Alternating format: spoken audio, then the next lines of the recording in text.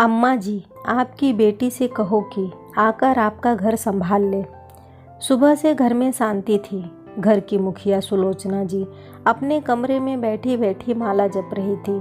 मुंह से तो राम राम जप रही थी, लेकिन आंखें तो मोटे मोटे चश्मे में से बहू के कमरे के दरवाजे की तरफ झांक रही थी। देखने वाले को प्रतीत हो रहा था कि अम्मा जी पूजा पाठ कर रही हैं, भगवान का नाम ले रही हैं, पर सच्चाई इससे परे थी। मन ही मन कूड़ रही थी कि आखिर बहू कमरे में से बाहर क्यों नहीं उठकर आई। जाहिर सी बात है कि जिस घर में बहू घर को संभालती है, उस घर में यदि एक दिन भी बहू देर से उठे तो सबका दिमाग ठनक जाता है। और इस समय तो बहू रोज रसोई में लग जाती थी। जैसे ही अम्मा जी अपनी पूजा पाठ खत्म करती थी, बहू उनके सामने नाश्ता और चाय हाजिर कर देती थी। पर आज तो उसकी उम्मीद बिल्कुल भी नहीं थी, क्योंकि सुबह बहू उठकर रसोई में अभी तक आई नहीं थी। पता नहीं, शायद कल की बात मन पर लगाकर बैठ गई। हाय राम, अगर ऐसा हो गया तो मेरा तो इस घर से पत्ता ही कट जाएगा। जब अपने ख्याली घोड़ों को लगाम नहीं दे पाई तो माला एक तरफ रखी और उठकर घर में टहलने लगी। 2-3 बार कोशिश भी की कमरे का दरवाज़ा खटखटा दूं, पर हिम्मत नहीं हुई। कल रात के हंगामे के बाद कहीं सुबह सुबह फिर हंगामा ना हो जाए। तभी घर का दरवाज़ा खुला। घर की बहू नताशा ने घर में प्रवेश किया। उसे बाहर से अंदर आता देखकर सुलोचना जी ने से रहा भी नहीं गया। उन्होंने उसी वक्त पूछा, सुबह सुबह बाहर कहाँ गई थी? नताशा ने एक नज़र उन पर डाली। उसका उन्हें जवाब देने का बिल्कुल भी मूड नहीं था, पर फिर भी बोली, मम्मी के पास गई थी। इतनी सुबह सुबह अपने मायके जाने की क्या ज़रूरत पड़ गई? 2 कॉलोनी छोड़कर ही मायका है तो इसका मतलब यह नहीं कि जब चाहा मुंह उठाकर चल दिए, वो भी मुझसे पूछे बिना। मेरा बेटा यहाँ नहीं है तो क्या हुआ? अभी तो मैं घर में बैठी हुई हूँ, सुलोचना जी ने तुमकते हुए कहा। तो नताशा ने जवाब दिया, इस घर में वैसे भी हर काम बिना पूछे ही होते हैं, तो मुझे लगा मुझे भी आपसे पूछने की ज़रूरत नहीं है। ऐसा कहकर नताशा अपने कमरे में चली गई। सुलोचना जी का मुंह फूल गया और वो अपने कमरे में आकर बैठ गई। लेकिन जब काफ़ी देर हो गई और नताशा अपने कमरे से बाहर नहीं निकली तो अम्मा जी खुद ही रसोई में चाय बनाने चली गई।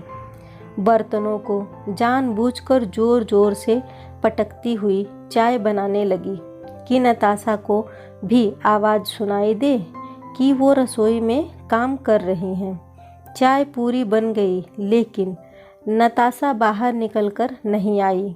इधर नताशा अपने कमरे में अपना सामान पैक कर रही थी।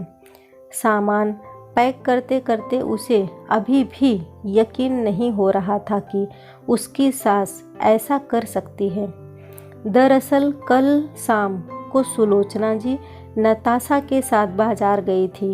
वहीं सुलोचना जी की पायल साड़ी में उलझकर टूट गई। पास ही पहचान वाले सुनार की दुकान थी, वहाँ वो पायल को सही कराने के लिए गई। दुकानदार अंकल ने अचानक पूछ लिया, अब कैसी हालत है बिंदिया की सास की? उसके इस सवाल से सुलोचना जी और नताशा हैरान रह गई। दोनों एक दूसरे की शक्ल देखने लगी तो अंकल ने कहा, अरे कुछ दिन पहले बिंदिया आई थी, कुछ गहने गिरवी रखवा कर गई है। पैसे की बहुत ज़रूरत थी उसको।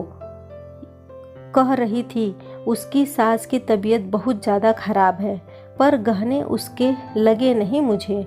उसकी शादी के सारे गहने तो मैंने ही तैयार करे थे। शायद सास के गहने रखवा कर गई है। कहते कहते उन्होंने गहने दिखा भी दिए। गहने देखकर नताशा हैरान रह गई। ये तो उसके गहने थे, पर ये गहने बिंदिया के पास आए कैसे? ये गहने तो उसने अपनी सास के पास रखे थे। उसने सुलोचना जी की तरफ देखा तो वह नज़रें चुरा रही थी। घर आकर उसने सुलोचना जी से पूछा तो पहले तो सुलोचना जी टाल मटोल करने लगी, पर जब उनसे कहा कि वो बिंदिया के घर जाकर उसकी सास के सामने पूछेंगी तो सुलोचना जी ने कहा वो गहने मैंने ही उसे रखने के लिए दिए थे। उनका जवाब सुनकर नताशा ने पूछा, लेकिन क्यों? मैंने तो विश्वास करके आपके पास दिए थे गहने रखने के लिए, आपने उसे बिंदिया को कैसे दे दिए? वह मेरी बेटी है, उस पर तो मैं आंख मूंद कर विश्वास कर सकती हूँ, पर तू तो बहू है। अगर मैं गहने घर पर रखती तो तेरा क्या पता तू कब अपने मायके ले जाकर रख देती। सुलोचना जी का ये जवाब सुनकर नताशा हैरान रह गई। उसे यकीन ही नहीं हुआ कि बेटी ही नहीं माँ भी धोखेबाज है और दोनों माँ बेटी मिलकर उसे धोखा दे रही हैं। ये सब याद करते करते नताशा का मन नफरत से भर उठा और वो फटाफट अपना सामान पैक करने लगी। थोड़ी देर बाद नताशा अपने बैग के साथ बाहर निकली। उसके हाथ में बैग देखकर सुलोचना जी बोली, कहाँ जा रही है? अपने सामान के साथ। अपने मायके जा रही हूँ और वहीं से कल की ट्रेन से प्रवीण जी के पास चली जाऊँगी। भाई से कहकर टिकट अभी सुबह सुबह ही बनवा लिया है। ऐसे कैसे चली जाएगी? मैं तेरी सास हूँ, जब तक इजाज़त नहीं दूंगी तब तक तू प्रवीण के पास कैसे जा सकती है? और यहाँ घर कौन संभालेगा? अम्मा जी, आपकी बेटी को कह दीजिए, वो आकर घर संभाल लेगी। वैसे भी आपको बहू की ज़रूरत है कहाँ? मुझ पर तो आपको रत्ती भर विश्वास नहीं है। मेरे घर में रहते आपको इतना डर लगता है कि आपने मेरे और आपके सभी गहने अपनी बेटी के पास रखवा दिए। फिर भला मेरी क्या ज़रूरत है?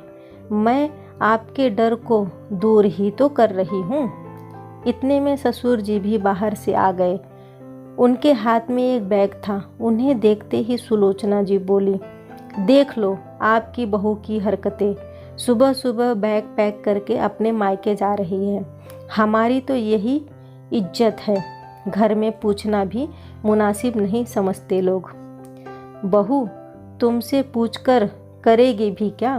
तुमने पूछने लायक स्थिति रखी है क्या?